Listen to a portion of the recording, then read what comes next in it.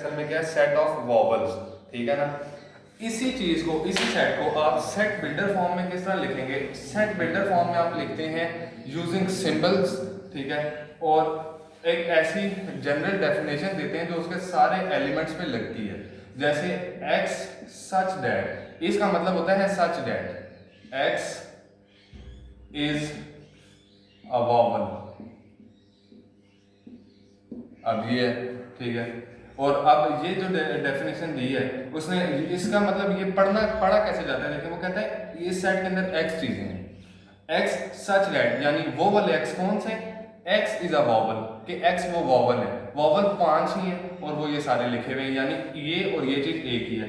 और इसी को आप तीसरे नंबर पे लिख सकते हैं। इसको, ये नोटेशन सबसे चेंज है क्योंकि इन दोनों के लिए आपको ब्रैकेट्स की जरूरत पड़ती है, इसके लिए आपको ब्रैकेट की जरूरत नहीं पड़ती। इसके लिए आप बस सीधा लिखेंगे सेट ऑफ वॉवल लेटर्स या अल्फाबेट, जो भी आप लिख सकते हैं इस तरह। ये सेट के ना आपको लिखने के 3 तरीके हैं। अब इसके बाद आप लोगों के पास आता है ऑर्डर ऑफ सेट, ठीक है। Order of set, order of set के, ऑर्डर ऑफ सेट होता है कि number of elements in set.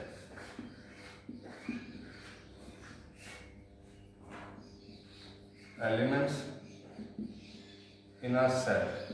अब देखें, इसी की एग्जांपल दे रहा हूं यहां पर मैं, यहां पर ये देखें। अब इसके अंदर कितने एलिमेंट्स हैं? 1 2 3 4 5, ये 5 है इसका ऑर्डर, ठीक है। अब इस तरह आसानी से ऑर्डर में तो कुछ भी नहीं हो गया, ठीक है। अब आपके पास एक चीज आने वाली है, और या इसका यहाँ पर एक क्वेश्चन मैं आपको पूछता हूँ। यहाँ पर ये खैर उसमें कम्प्लेक्स नंबर में भी इस तरह का मैंने आपसे पूछा था। क्वेश्चन देखें, ऑर्डर के लिए हम n लिखते हैं, यानी नंबर ऑफ एलिमेंट्स, ये n से रिप्रेजेंट होता है ये चीज।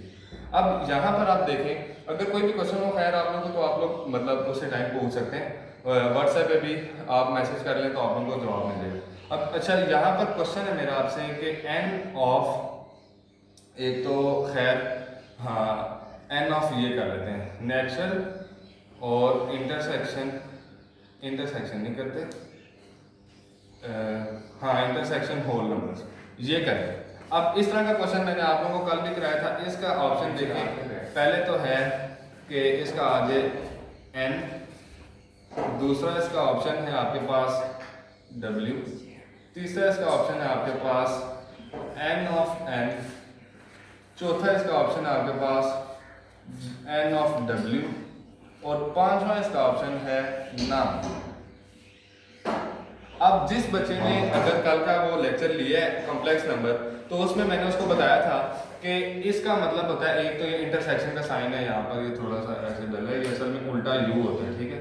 अब ये इंटरसेक्शन, तो n यानी सेट ऑफ नेचुरल नंबर्स और w set of whole numbers, इनके अंदर इंटरसेक्शन क्या है? अब अगर आप लोगों को ये पता ही और कल भी बताया था, सेट्स पूरे लिखे भी थे कि नेचुरल नंबर और होल नंबर में सिर्फ एक चीज का फर्क है और वो जीरो है, जो कि होल नंबर में जीरो होता है, नेचुरल नंबर में नहीं होता। तो इनमें कॉमन क्या चीज है? पूरा का पूरा नेचुरल नंबर का सेट कॉमन है। तो अब यहाँ पर आप ऑप्शन क्या लगाएंगे? अगर आप ये लगाएं, ये तो आप लगा नहीं सकते। कल भी बताया था कि हम इसको, अगर ये नंबर ना पूछा होता तो फिर हम उसको n लिख सकते थे, लेकिन यहाँ पर नंबर पूछा है तो हम n नहीं लिख सकते, सेट नहीं लिख सकते। हमने बताना है सेट के अंदर एलिमेंट्स कितने हैं। अब चलो ये ठीक है, ये भी निकल गया, ये भी निकल गया, बचा कहेगा ये है क्योंकि इसके साथ n भी लगा है, लेकिन ये भी नहीं है। अब इसकी वजह क्या है कि जो n होता है, n है cardinality of a set.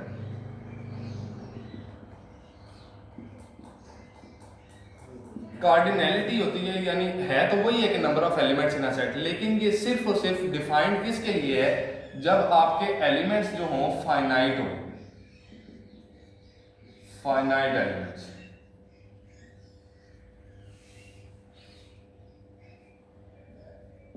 Finite elements हों, यानी अगर आपके, क्योंकि नेचुरल नंबर इंफिनिटी तक जा रहा है, तो इंफिनिटी तक जब चीज जा रही है वो तो फाइनाइट है नहीं, तो आप उसको नहीं रख सकते। इसका आंसर फिर है नन, कि कोई भी इनमें से आंसर नहीं है। ये आप लोगों को उम्मीद है कि इतना, खैर इसके अंदर तो कुछ हैवी बातें आई नहीं अभी, तो ये तो आसान ही था।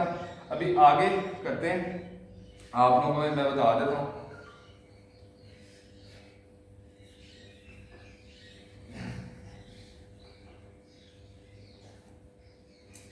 अच्छा जी, अब आगे जो आप लोगों के पास आ रहा है, अब है टाइप्स ऑफ सेट्स का बता देता हूँ। टाइप्स के अंदर ना आपके पास आने वाला है, पहले नंबर पर आता है फाइनाइट, ये तो आप लोगों ने पढ़ा ही होगा। फिर आपके पास आता है इनफाइनाइट, फिर आपके पास आता है नल या वॉइड, एक ही नाम है इसका। फिर आपके पास आता है सिंगलटन। इस तरह ये हैं कुछ जनरल टाइप्स हैं, ठीक है। फाइनाइट का तो आप लोगों को पता है कि उसके अंदर ना कि कोई ख़ास नंबर ऑफ एलिमेंट्स हो, यानी इन्फिनिटी तक नंबर ना जाए। तो जैसे अगर मैं 1 से लिख रहा हूँ 100 तक कर रहा हूँ, बड़ा जितना मर्जी हो पर इन्फिनिटी तक ना जाए। इसका एक स्टार्टिंग पॉइंट हो और एक एंडिंग पॉइंट हो, और बीच में जहाँ पर मतलब आप कह सकें कि ख़त्म हो या इससे आगे नहीं जा सकता, वो फाइनाइट है। इसके अंदर तो होंगे ना नंबर ऑफ एलिमेंट्स,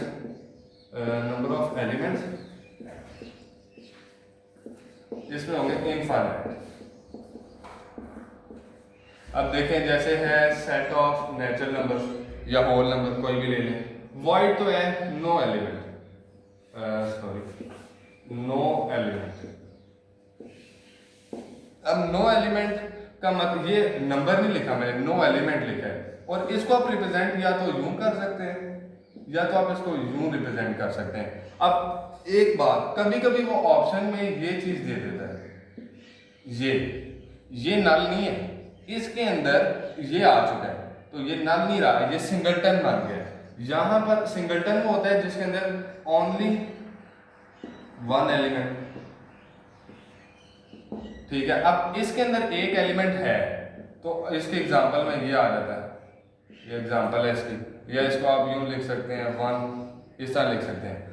ये जो है ये इसकी एग्जांपल में नहीं आएगा, यहाँ से आप मिटाएंगे। बस इसका बताने का ही मकसद था कि कभी कभी वो कंफ्यूज करने के लिए इसको इसके अंदर लिख देता है, तो बच्चे समझते हैं कि ये दोनों क्योंकि वही हैं, वो खाली हैं, मतलब ये दोनों रिप्रेजेंट करते हैं उसको एम्प्टी सेट को, तो हम भी यहाँ पर एम्प्टी सेट लिख देते हैं। तो ऐसा नहीं है। नल वॉइड का मतलब इसी के साथ ये भी लिख देता हूँ मैं, एम्प्टी सेट भी इसका नाम होता है, ठीक है।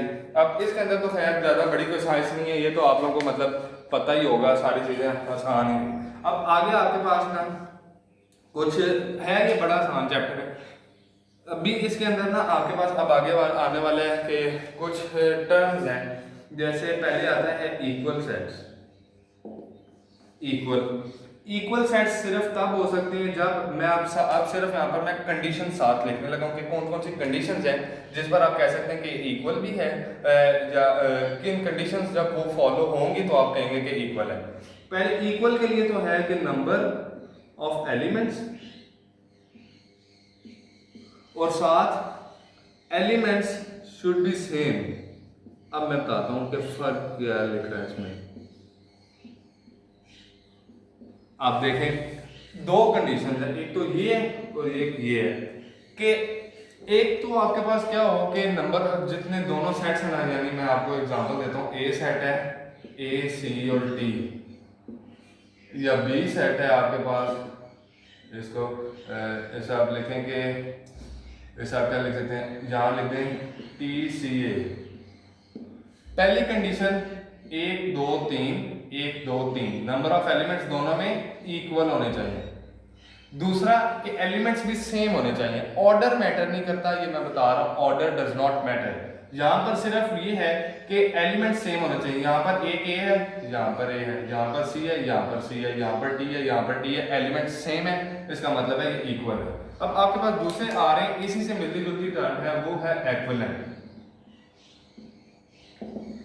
एक्विवेलेंट के अंदर ये होता है कि आपके नंबर ऑफ एलिमेंट्स सेम होने चाहिए,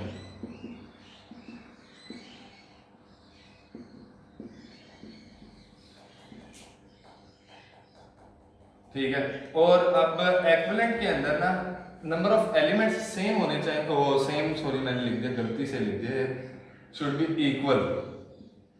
इसमें एलिमेंट सेम होने की कंडीशन नहीं है, इसमें एलिमेंट्स इक्वल होने की कंडीशन है। अब इसकी मिसाल देते हैं, यहाँ पर ए बी सी, यहाँ पर दे लें 1 2 3।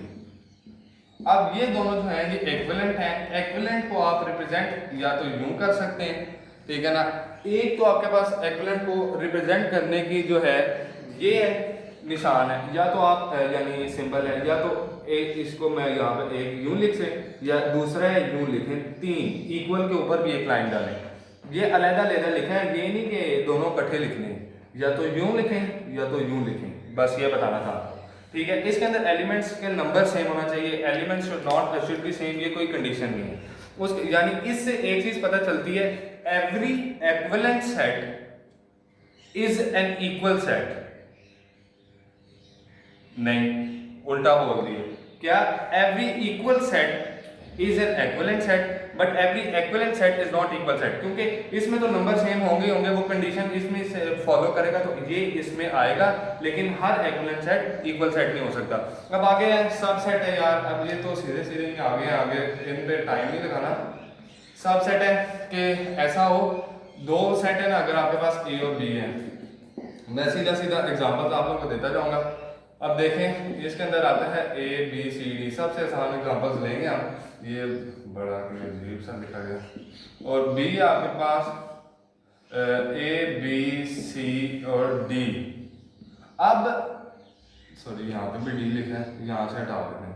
अब एक देखें, सबसेट ये होता है कि कोई भी यानी यहाँ पर आप कह सकते हैं कि किसी भी सेट को किसी दूसरे सेट का सबसेट कहने के लिए आपके पास ये कंडीशन होनी चाहिए कि उस सेट के सारे एलिमेंट्स इस सेट में मौजूद हो, इसके सारे एलिमेंट्स इस सेट में मौजूद हो। अब इसमें ए है, बी है, सी है, इसमें भी ये तीनों मौजूद हैं, यानी A is a subset of B. अब इसमें आगे से सबसेट की ना दो टाइप्स आती हैं, एक है प्रॉपर और एक है इम्प्रॉपर। ठीक है, सॉरी ये गलत है लिखा है। ठीक है, प्रॉपर के अंदर ये होता है कि एटलीस्ट एक एलिमेंट ऐसा हो बी के अंदर, मैं इसी एग्जांपल को आगे एक्सप्लेन कर रहा हूं कि एटलीस्ट एक एलिमेंट ऐसा हो बी के अंदर जो ए में मौजूद ना हो। एटलीस्ट एक एलिमेंट, यहां पर बस मैं लिख सकता हूं एटलीस्ट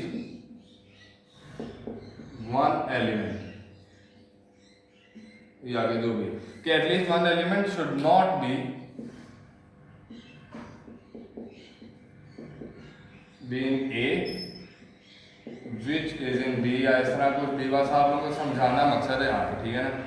इम्प्रॉपर सबसेट है कि इक्वल हो सेट्स, यानी कि इक्वल की, ये असल में इम्प्रॉपर असल में ना इक्वल ही होते हैं कि ऐसे। अब अगर ये देखें, ये जो एग्जांपल है ना, A is a subset of B, तो ये प्रॉपर सबसेट की एग्जांपल है। ए में 3 है, बी में 4 है, ए वाले तीनों इसके अंदर आ रहे हैं, लेकिन बी का एक ऐसा एलिमेंट डी जो कि है वो इसमें मौजूद नहीं है, तो ए क्या है, प्रॉपर सबसेट है।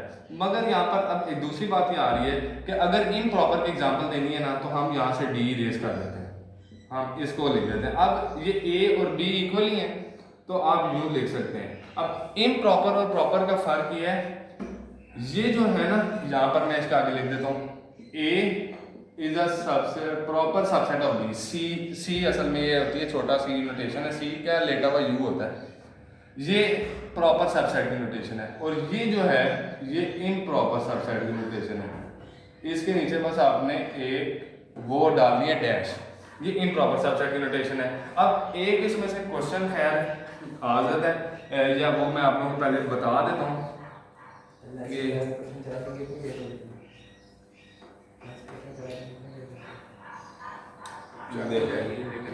अब देखें इसके अंदर क्या होगा कि आपके पास ना किसी भी सेट के लिए ट्रिक है, ट्रिक आप लिख लेंगे कि किसी भी ट्रिक है, वैसे शायद पता भी हो कई बच्चों को कि अगर इसका क्या होगा, हाँ, अगर if a set has n elements then it has 2 की पावर n सबसेट्स। अब एक बात याद रखनी है कि अगर कोई भी एग्जांपल है ना, मैं आप लोगों को ये देता हूँ एग्जांपल समझाने के लिए। एक है ए बी सी एलिमेंट्स हैं, यहाँ पर एलिमेंट्स कितने हैं, n इक्वल्स टू 3। तो इस एक के सेट के आगे से कितने सबसेट बन सकते हैं, इसके सबसेट हो सकते हैं n की पावर 2 की पावर n, तो वो कितना हुआ 2 की पावर 3 8। अब मैं आप लोगों को 8 बना के दिखाऊंगा कैसे। पहला तो होगा, सबसे पहला सेट होता है एम्प्टी सेट, दूसरा ए, फिर बी, फिर सी, फिर ए बी, फिर बी सी, फिर ए सी, और फिर ए बी सी। 1 2 3 4 5 6 7 8, कितने निकाले थे? 8। अब एक और बात है, अगर 2 की पावर n सब सेट्स हैं, 2 की पावर n, तो इसी के आगे मैं लिख देता हूं, उनमें से 1 इज इम्प्रॉपर, 1, और प्रॉपर कितने होंगे फिर? 2 की पावर n में से माइनस कर दो 1। ये चीजें आपने ये और ये चीजें याद रखनी है, ये आप लोग लिख भी लें। और इसका क्वेश्चन भी आता है, क्वेश्चन एनईटी का एक क्वेश्चन था, पास्ट पेपर का क्वेश्चन है, ये आप लोग मैं लिखाता हूं कि which of the following can be number of proper subset.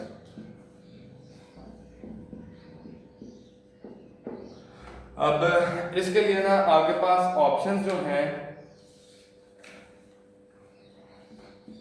ये है, उसके बाद ये है और ये है। अब कोई बच्चा अगर बता सकता है ना या कर सकते तो कर लो, क्योंकि अभी टाइम कम है। मैं सीधा आप लोगों को आंसर बताऊंगा। आंसर है 63। सॉल्व कैसे किया उसने? क्वेश्चन पहले देखें, क्वेश्चन पढ़े, which of the following can be a number of proper subsets. उसने कहा कि कौन सा नंबर ऐसा हो सकता है कि जो प्रॉपर सबसेट्स का नंबर हो सकता है किसी भी सेट के। अब प्रॉपर सबसेट किस तरह निकलते हैं? 2 की पावर n माइनस 1, ये तो हमने अभी ऊपर ही लिखा है। अब इनमें से कोई भी ऐसा नहीं है जो 2 की किसी भी पावर में से 1 माइनस करें तो बने, सिवाय 63 के। 63 पे आप 2 की पावर जब डालते हैं 6 तो वो बनता है 64। इसमें से 1 माइनस करो तो ये बनता है 63। यानी जो भी सेट होगा जिसके 6, अगर मैं मिसाल देता हूं कि जिसके 6 एलिमेंट्स होंगे उसके नंबर ऑफ प्रॉपर सबसेट्स 63 बनेंगे। कोई भी ये जो है ये 2 की पावर में से 1 माइनस करके नहीं बनते, इसलिए ये आता है। ये पास्ट एनईटी का क्वेश्चन है। इस तरह के क्वेश्चन आप लोगों के पास आएंगे। खैर ये तो आसान सी है। अब आप लोगों को मैं बता देता हूँ, आगे देखें कि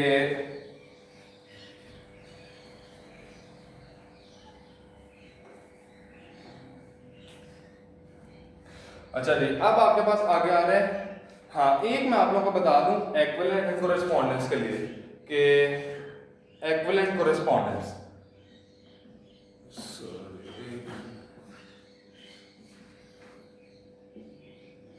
इक्विवेलेंट कोरेस्पोंडेंस यार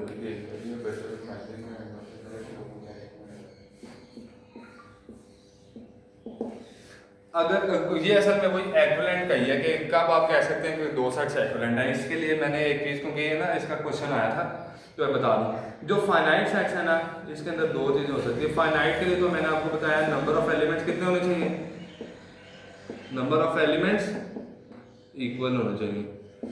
इनफाइनाइट के लिए आप क्या करोगे यार, आप बताओ ना, सोचो जरा। इनफाइनाइट में तो आप नंबर ऑफ एलिमेंट्स गिन ही नहीं सकते, तो इक्विवेलेंट कैसे कहोगे? इनफाइनाइट के लिए 1 to 1 कोरेस्पोंडेंस करनी चेक करती है, 1-1 कोरेस्पोंडेंस चेक करनी होती है।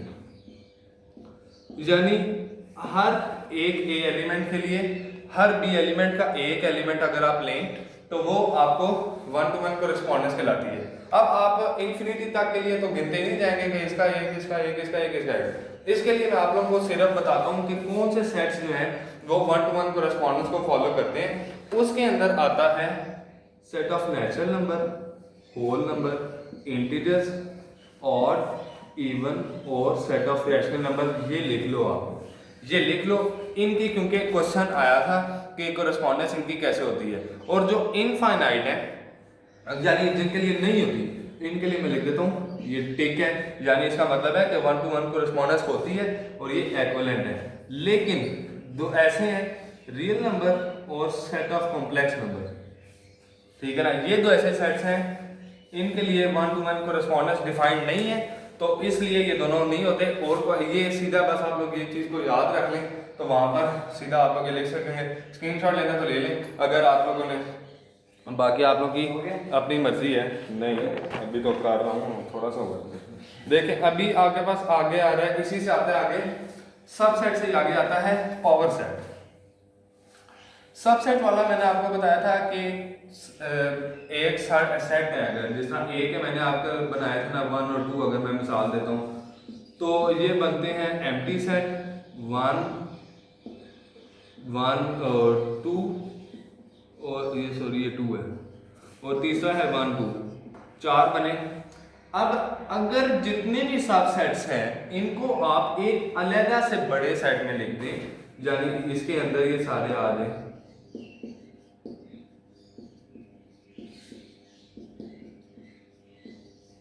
देखा किया कि सारे सबसेट्स को अलग से एक बड़े सेट में लिख दिया, तो ये सेट क्या कहलाएगा, ये बी अगर है तो बी क्या है, पावर सेट। तो डेफिनेशन इसे क्या हुई कि a set which contains all the subsets is called a power set, ठीक है ना। अब पावर सेट के लिए जिस तरह अब मैंने आपको कहा था ना, तो इसको आप ये लिख सकते हैं ना कि A is a subset of B, ये तो लिख सकते हैं ना, A B का सबसेट है ना। इसी को पावर सबसेट को, इसका मतलब है कि सबसेट है B सबसेट। और अगर मैं इसको ये लिखूं कि B इज यूं लिख दूं, अब बस उसको उल्टा की, तो इसका मतलब है B is power set of A। ये अब इससे बस ये मैंने आप लोगों को बताना था कि आप लोगों को ये समझ आ जाएगी कि क्या है। पीछे बस आप लोगों के पास एक ही चीज रह जाती है और वो है यूनिवर्सल सेट।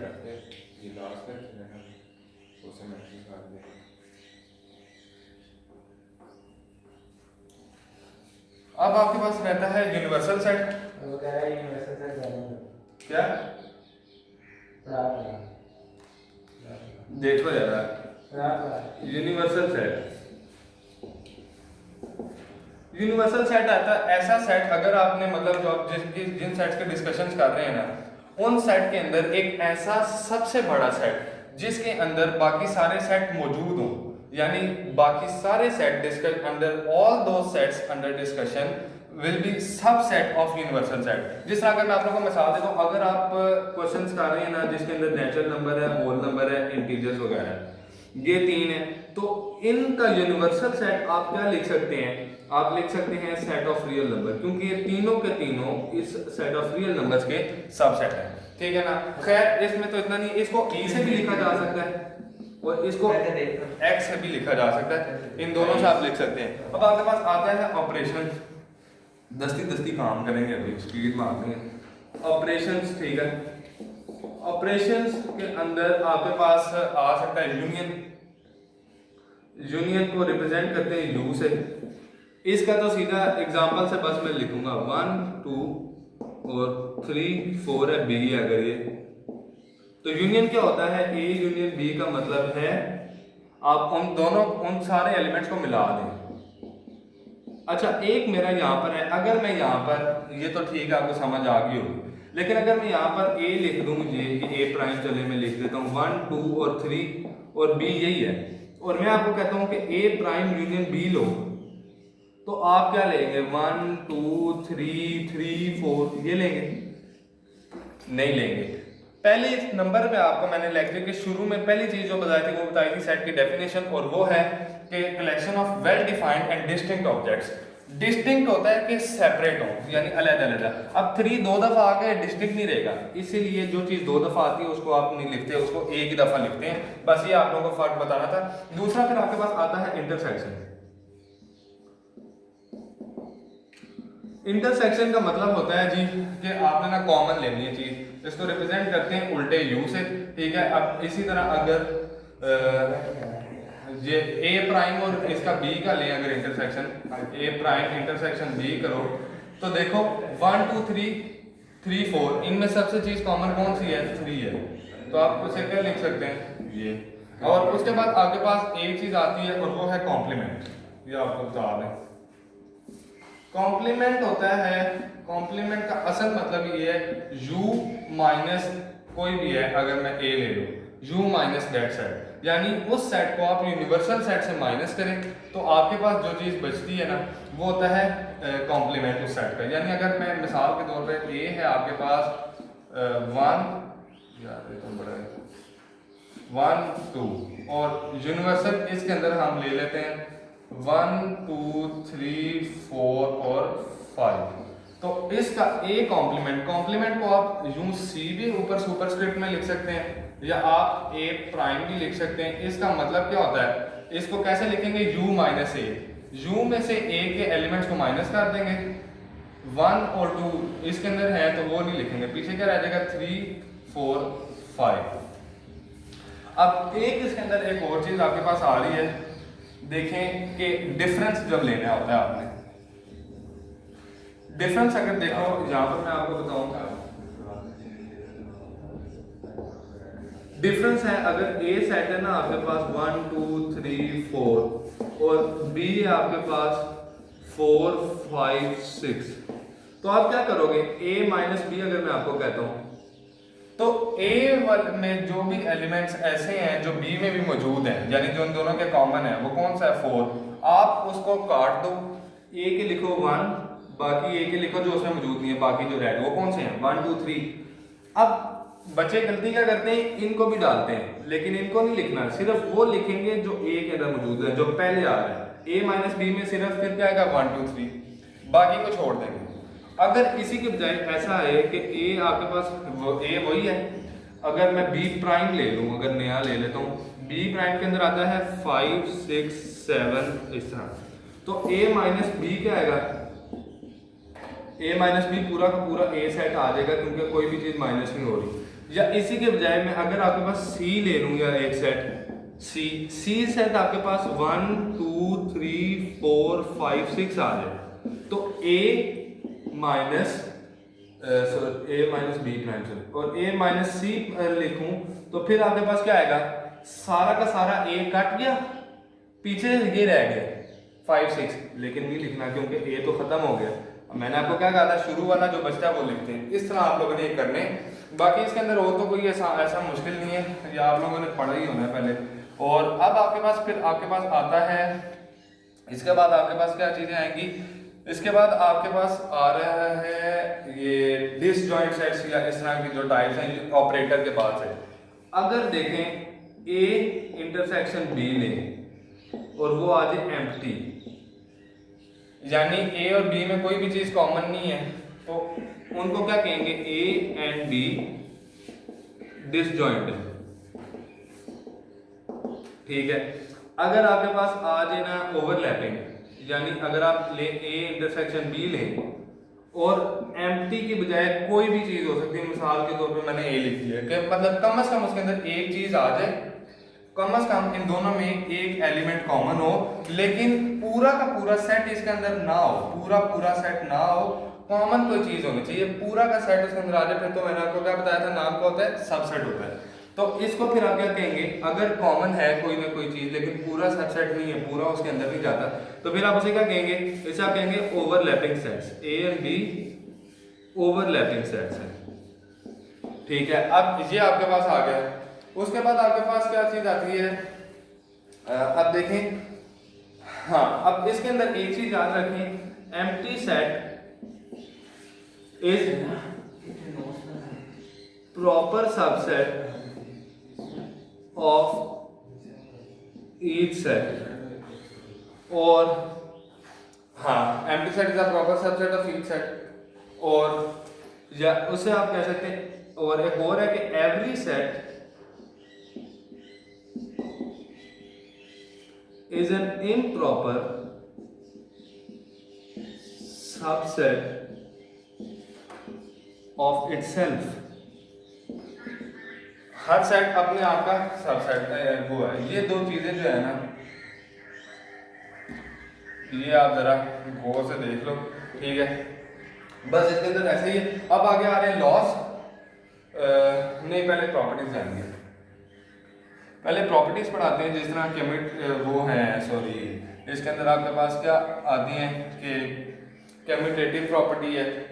कम्यूटेटिव वगैरह तो आप लोगों को पता ही होगा, मैं लिख देता हूँ कम्यूटेटिव, एसोसिएटिव, और कौन सा आपके पास डिस्ट्रीब्यूटिव प्रॉपर्टी, ये नाम पूरा लिखना है, डिस्ट्रीब्यूटिव प्रॉपर्टी। ये डिस्ट्रीब्यूटिव में ना आगे से दो हैं, ये एक है, मैं लिख देता हूं यूनियन ओवर इंटरसेक्शन,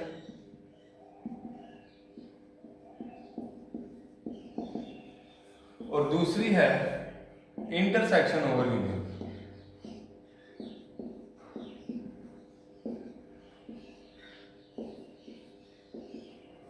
अब देखो, बस मिसाल देंगे कि ए यूनियन बी है। अच्छा एक बात रखेंगे, ये यूनियन के लिए लिखी जाती हैं, ये दोनों जो हैं, ये दोनों सिर्फ यूनियन के लिए लिखी जाती हैं। पता चले आप लोग उस्तादियाँ दिखाएं जाके इंटरसेक्शन के लिए भी कर रहे हैं, इंटरसेक्शन के लिए नहीं होता। A union B is equal to B union A, ये कम्यूटेटिव प्रॉपर्टी ये सारे सेट्स के लिए, यूनियन के लिए एप्लीकेबल होती है। एसोसिएटिव होती है कि आप उसका ऑर्डर आगे पीछे कर सकते हैं, यानी ब्रैकेट पहले जो ब्रैकेट के अंदर लिखा होता है उससे पहले सॉल्व करते हैं, तो ये है। और डिस्ट्रीब्यूटिव प्रॉपर्टी है यूनियन ओवर इंटरसेक्शन के A union B intersection C, अगर तो इसको क्या लिखेंगे, A union B intersection A union C, ये इक्वल है। और इंटरसेक्शन ओवर यूनियन होता है कि A intersection B union C, अगर तो आप इसे लिख सकते हैं A intersection B union A intersection C. अच्छा अब मैं आप लोगों को बताऊं, इनको याद रखने का तरीका क्या है कि यूनियन ओवर इंटरसेक्शन कब लिखना है या इंटरसेक्शन ओवर यूनियन कब लिखना है। अगर जो बाहर चीज होती है ना, अब यूनियन बाहर है तो वो पहले लिखा जाता है, ओवर के बाद लिखा जाता है जो अंदर है, यानी इंटरसेक्शन अंदर है, ओवर के बाद लिखा गया यूनियन बाहर है, यूनियन ओवर इंटरसेक्शन, इस तरह लिखना है आपने। और किया कुछ भी नहीं है, बस इसको साथ मल्टीप्लाई करवा दिया। देखें ये आप लोगों के पास प्रॉपर्टीज आ गई। आगे आपके पास ये वैसे स्क्रीनशॉट किसी ने अगर पता नहीं लेना है कि नहीं ले लो, अगर किसी ने लेना है तो नहीं देख लें। बाकी उसके बाद आपके पास आ रहा है एक चीज, generally A intersection B is not equal to B intersection A, and और इसी के साथ A minus B is not equal to B minus A. ये है जनरल केस। कोई ऐसा स्पेशल केस आप ले लें, ठीक है, फिर तो हो सकता है, लेकिन वैसे आम तौर पर ऐसा नहीं होता कि A intersection B B intersection A के इक्वल हो, ठीक है ना। और इसी तरह डिफरेंस के लिए भी यही चीज है। अब इसके बाद आपके पास आ रहा है, इसके बाद आपको, ओ नहीं सॉरी ये मैंने आपको गलती से लिख दिया, ये नहीं आना है, ये तो कॉमन ही होगा। इसको आप इसकी जगह होता है ए यूनियन इंटरसेक्शन के इक्वल नहीं होता, सॉरी ए यूनियन इंटरसेक्शन के इक्वल नहीं होता, ये है। अब देखें आपके पास फिर, अब आपके पास आ रहे हैं लॉ, जैसे वो आपको शायद याद हो, डी मॉर्गन्स लॉ, नाम तो सुना होगा पहले कभी, और इस तरह की डी मॉर्गन्स लॉ है, और खैर डी मॉर्गन लॉ ही है मेन इसमें, डी मॉर्गन्स लॉ। इसका बस ना आपने इसकी इक्वेशंस याद कर लेनी है तो आपको समझ आ जाएगी। डी मॉर्गन्स लॉ के अंदर वो कहता है कि A union B whole complement किसके इक्वल है, A complement intersection B complement, या आप लिखें A intersection B whole complement किसके इक्वल है, A complement union B complement. बस इसकी ये दो स्टेटमेंट्स हैं और इस तरह आप कर सकते हैं। इसके बाद आपके पास जो बाना है ना, अब वो आ रहा है आपके पास वेन डायग्राम।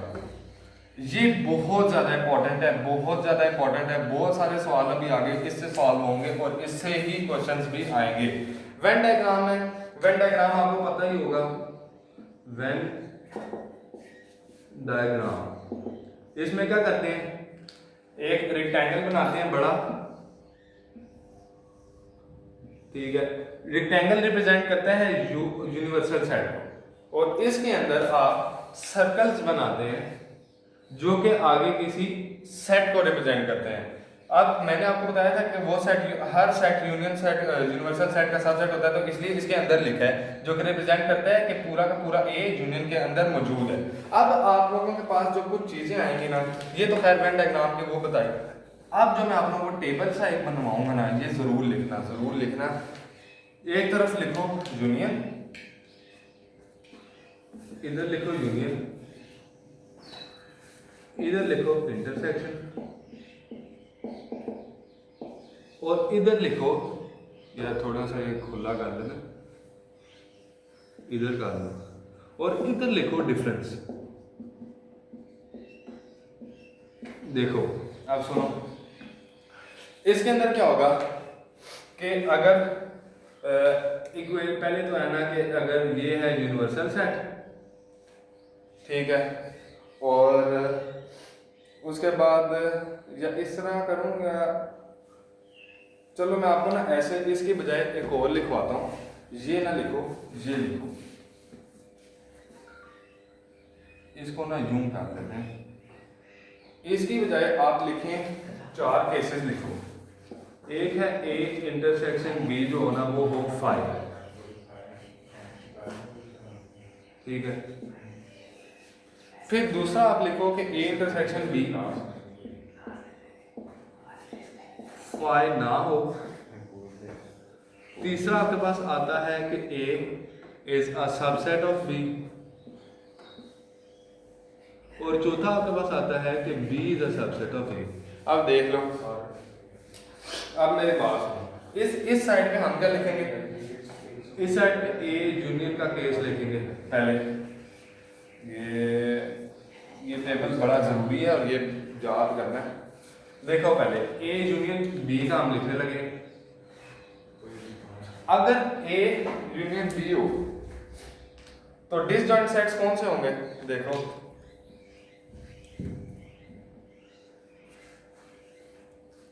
डिसजॉइंट सेट्स कौन से होंगे, देखें जी यहाँ पर आगे पास के उनमें कुछ भी कॉमन नहीं होगा, ठीक है, इनके अंदर कोई भी चीज कॉमन नहीं होगी। तो इसके लिए इक्वेशन क्या बनेगी, नीचे इक्वेशन बनेगी n of a union b is equal to n of a plus n of b। यानी कि यूनियन के अंदर कौन सी चीजें आ रही हैं, ये पूरा का पूरा a और पूरा का पूरा b, इन दोनों को सीधा सीधा ऐड करें। अगला अगर आता है तो इसके अंदर क्या आएगा, देखो ऐसे बनाओ, ऐसे एक, और दूसरा बनाओ ऐसे। अब देखो ये है A, ये है B, और ये तो यूनिवर्सल है। इसके अंदर जो यूनियन का केस बनेगा वो थोड़ा चेंज होगा। अब इसके अंदर यूनियन में पूरा A भी आना है, पूरा B आना है। अब जब पहले A को A से यूं करेंगे, ठीक है ना, फिर पूरा का पूरा B भी आएगा। लेकिन अब आपने गौर किया हो ना, तो ये वाला जो हिस्सा है ना, ये हिस्सा ये 2 दफा शेड हो गया, तो एक्स्ट्रा आ गया, इसको एक दफा माइनस कर देंगे। इसको फिर क्या आएगा, n of a plus n of b minus n of a intersection b। इस तरह से जहाँ सिर्फ कोई भी क्वेश्चन है उसको वेन डायग्राम बना के सॉल्व करो, इसी केसेस में पता बस ये करके तो फिर इनको आगे इनसे समझ आ जाएगी। अब आगे देखो कि एक और है, अगर ए बी का सबसेट हो, ये यूनिवर्सल सेट है, तो देखो ये है ना बी, अगर तो इसके अंदर छोटा सा ए, ये इसका आ गया, और अगले का क्या आ जाएगा, अगले का आपके पास क्या चीज बनेगी, ये बनेगा, और इसके बाद आपके पास क्या आना है, इसके अंदर लिखो बी, और ये ए, ये बी है, ये रिप्रेजेंट करता है। तो इसके अंदर वैल्यू क्या बनती है, n of A union B की क्या वैल्यू बनेगी, थोड़ा सोचो जरा, क्या वैल्यू बनेगी, ये बनेगी एन ऑफ बी के इक्वल, क्योंकि अगर ए पूरा का पूरा बी के अंदर है तो एन ऑफ बी के इक्वल ही बनेगा। और इसके अंदर क्या बनेगी, n of A union B क्या बनेगा, एन ऑफ ए बनेगा इसके अंदर। अब इस तरह आ रहा है, इस तरह आगे आप लोगों के पास दूसरों की भी है। अब अगलों के पास, अगलों की ना मैं डायग्राम नहीं बना रहा, सिर्फ इनकी ना इक्वेशन लिखूंगा जिससे आप लोगों के ना क्वेश्चन हो जाएंगे। एक है ए इंटरसेक्शन का केस है, और एक है ए माइनस बी का केस है, और एक है बी माइनस ए का केस है। अब इसके लिए सीधी सीधी इक्वेशन लिखता जाऊंगा। पहले यूनियन के लिए क्या आएगा, डब्बा इनका सबका एक जैसा ही है, ये डायग्राम क्योंकि सब की अब आगे एक जैसी ही आनी है, इनकी सिर्फ और सिर्फ ना इक्वेशन लिखेंगे। N of A intersection B क्या आएगा 5, क्योंकि कोई भी चीज़ कॉमन नहीं है। इसमें n of A intersection B क्या आएगा, इसके अंदर इसको बस इस इक्वेशन को उल्टा करो, इस इंटरसेक्शन बी को इधर ले आओ और इस यूनियन को उधर ले जाओ, क्या आएगा n of A plus n of B minus n of A union B. ठीक है, इसके अंदर क्या आएगा n of A intersection B किसके इक्वल बनना है, ये आपके पास आएगा सिर्फ और सिर्फ एन ऑफ ए के इक्वल, क्योंकि पूरे में से सिर्फ बी ए ऐसा है जो सामने आ रहा है। फिर इसमें आपके पास क्या आएगा, इसमें आपके पास आएगा एन ऑफ बी के इक्वल, क्योंकि पूरे में सिर्फ बी कॉमन है। इसके लिए आप देखते हैं, आप देखो अब इसके लिए n of A minus B के लिए क्या आएगा, ये आएगा n of A minus B किसके इक्वल आएगा आपके पास, ये आएगा एन ऑफ ए के इक्वल, क्योंकि कोई भी चीज कॉमन नहीं है, ए पूरा का पूरा बच जाएगा, कटेगा कुछ भी नहीं। इसके अंदर क्या आएगा n of A minus B किसके इक्वल आएगा, n of A minus n of A intersection B, क्योंकि देखो पूरा ए आएगा और उसमें से इतना हिस्सा काट देंगे जो दोनों में है, तो फिर पीछे क्या बच जाएगा ए माइनस बी। अब इसी तरह आगे क्या आना है, n of A minus B किसके इक्वल आएगा, ये आएगा इसके अंदर तो पूरा का पूरा ए पूरा का पूरा काट देगा 5, इसमें n of A minus B क्या आएगा, इसमें क्या आएगा n of A minus n of B के ए में से इतना निकाल दो, आखिरी बस रह गए। और इसमें ना ऐसे कर लो, देख लो b माइनस ए करो, सोचो खुद इसमें क्या आएगा n ऑफ b पूरा का पूरा बच जाएगा, क्योंकि इसमें b से माइनस करेंगे कोई भी चीज कॉमन नहीं है तो b सारा बच जाएगा। इसमें देखो n ऑफ b माइनस ए क्या आएगा, ये n of b minus n of a intersection b, इसमें क्या आएगा n ऑफ b माइनस ए किसके इक्वल आएगा, n of b minus n of a। इसमें क्या आएगा आपके पास 5, इसमें n of b minus a क्या आएगा, क्योंकि b पूरा का पूरा उसके अंदर है, सारा काट देगा 5 आ जाएगा। ये टेबल जो है ना, ये एक तस्वीर ले लो, ये तस्वीर बना लो, ये बड़ा इंपॉर्टेंट है, ये प्लस का साइन है, ये मैं आप लोगों को लिख देता हूँ,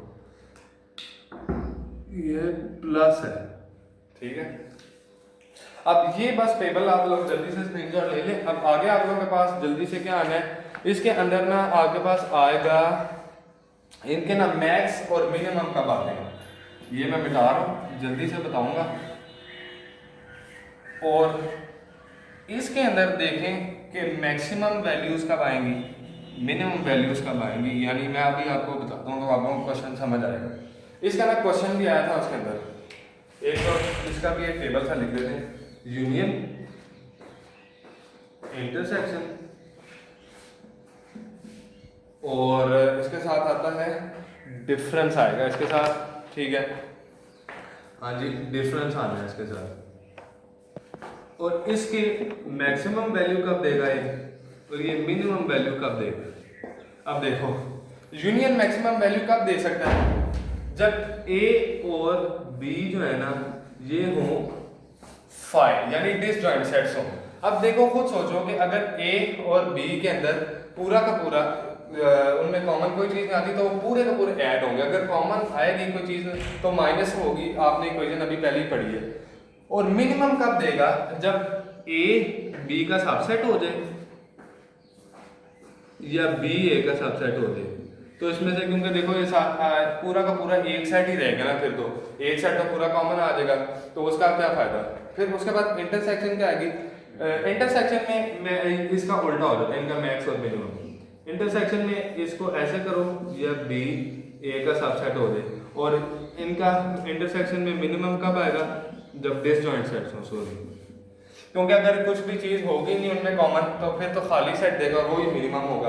और डिफरेंस में इसमें कब देगा, ओ यार इस पे तुम साथ मत हो, ये देखो इसमें जो कंडीशन है वो यही है, ये डिफरेंस लिखे a माइनस बी के लिए।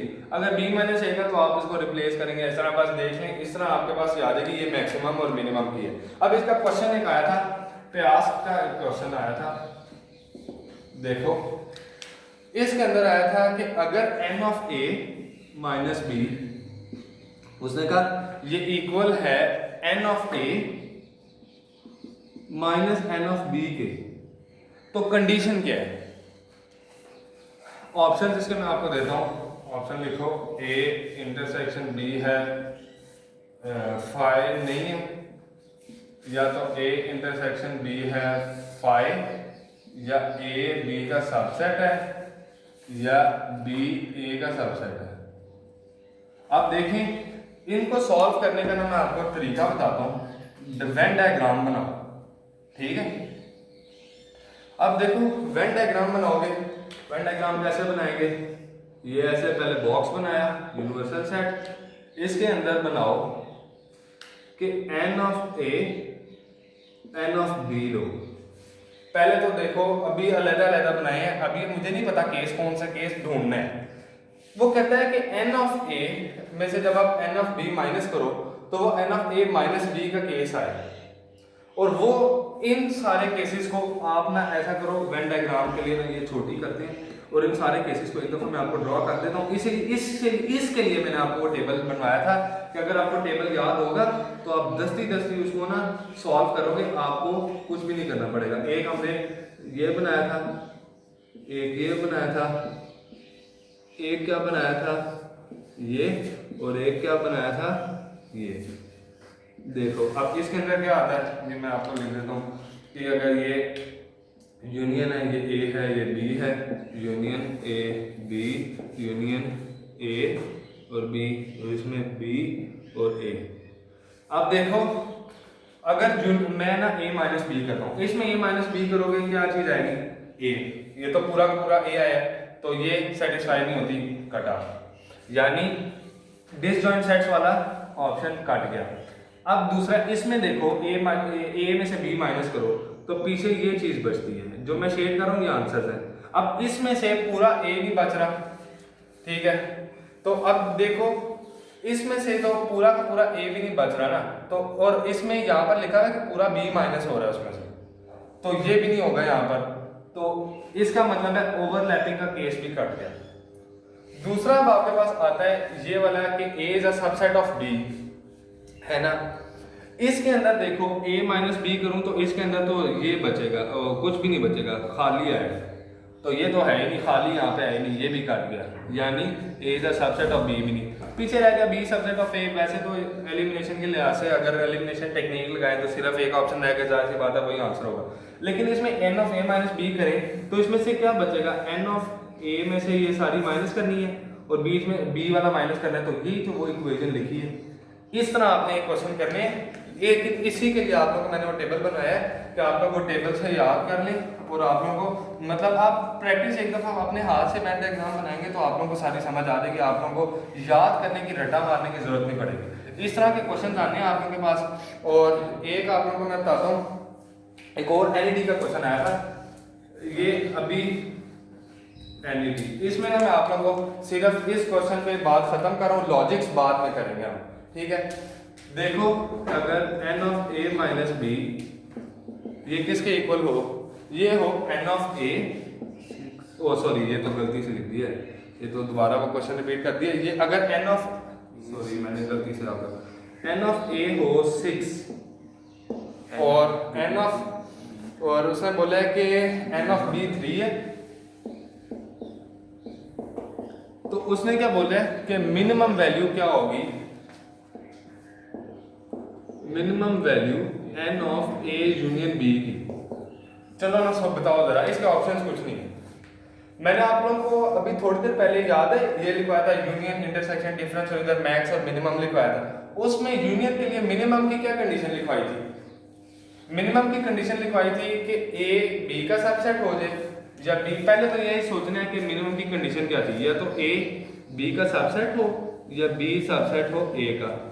अगर देखें बड़ा वाला, इसमें ये 6 है, ये बड़ा सेट है, तो जाहिर सी बात है ए तो बी का सबसेट नहीं हो सकता, बी सबसेट होगा ए का, ये ठीक है, ये तो हो ही नहीं सकता ना, क्योंकि बड़ा सेट तो किसी का सबसेट नहीं हो सकता, छोटा ही हो सकता है ना। तो इसका मतलब है ये कंडीशन है बी सबसेट ए की। तो मिनिमम के अंदर क्या होगा कि बी पूरा का पूरा उसके अंदर आ जाएगा, तो इसका मिनिमम वैल्यू फिर क्या आएगी 6, मिनिमम वैल्यू इसका आंसर। मैक्सिमम वैल्यू अगर इसी का मैं चेंज कर दूं क्वेश्चन कि मैक्सिमम वैल्यू क्या आएगी, अब मिनिमम 6 क्यों आई है, देखो ना यार कि अगर ए ये है और बी इसके अंदर है, बी और ए, तो ए के अंदर अगर 6 है, यूनियन लो तो पूरा ए ही बचता है ना, तो 6 ही आएगा, ये आंसर आ गया। मैक्सिमम के लिए आप लोगों के लिए कंडीशन अब उसी तरह दोबारा सोचना है। मैक्सिमम के लिए कंडीशन आपके पास आती है कि जब ए और बी डिसजॉइंट सेट्स हों, सही है। अब डिसजॉइंट सेट्स हैं तो उसके अंदर, क्योंकि देखो मैं ये वेन डायग्राम से बता रहा हूँ, इसके सारे क्वेश्चन वेन डायग्राम से हो जाते हैं, सारे, कोई ऐसा क्वेश्चन नहीं है जो वेन डायग्राम से ना हो। अब इसके अंदर उसने कहा कि डिसजॉइंट सेट में मिनिमम मैक्सिमम आ जाएगा, यानी पूरा ए भी ऐड हो जाएगा, पूरा बी भी ऐड हो जाएगा, तो 6 ए के बी के 3, 6 + 3 कितने 9, इस तरह का आएगा।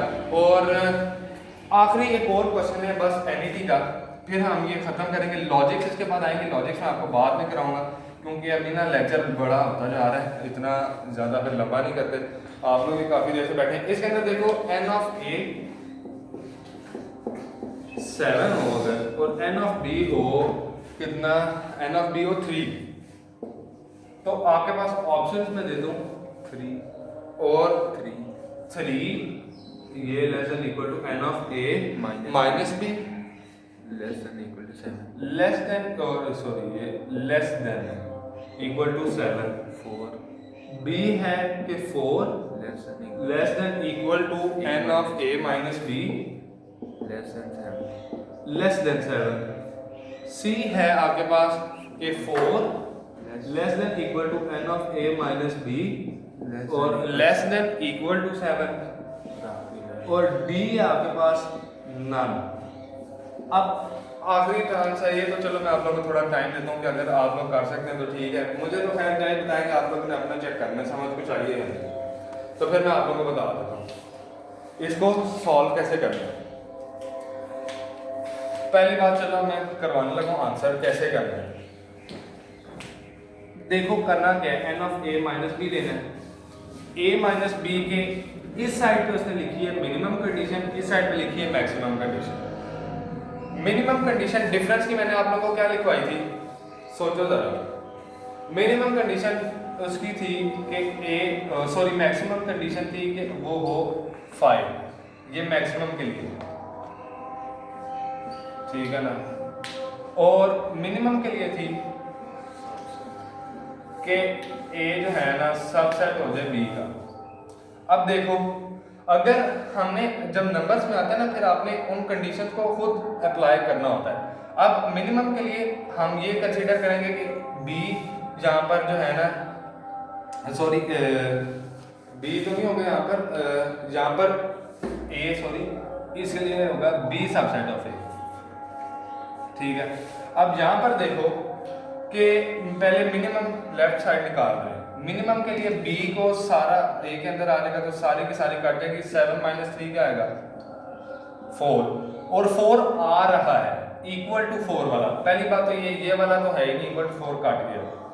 अब इक्वल टू 4 ये दोनों है, अब इनमें चेक करना है कौन सा है। अब देखो मैक्सिमम के लिए आप लोगों को मैंने बताया था कि अगर वो क्या हो डिसजॉइंट हो, अगर डिसजॉइंट्स हो वेन डायग्राम से फिर से बता देता हूँ, ए बी, ए है बी है, ये चलो मैं बड़ा अगर बन गया तो इसको ए कहते हैं, इसको बी कहते हैं। अब इसके अंदर डिसजॉइंट सेट्स हैं, ए में से बी माइनस करना है तो कुछ भी माइनस नहीं होगा, पूरा ए आ जाएगा।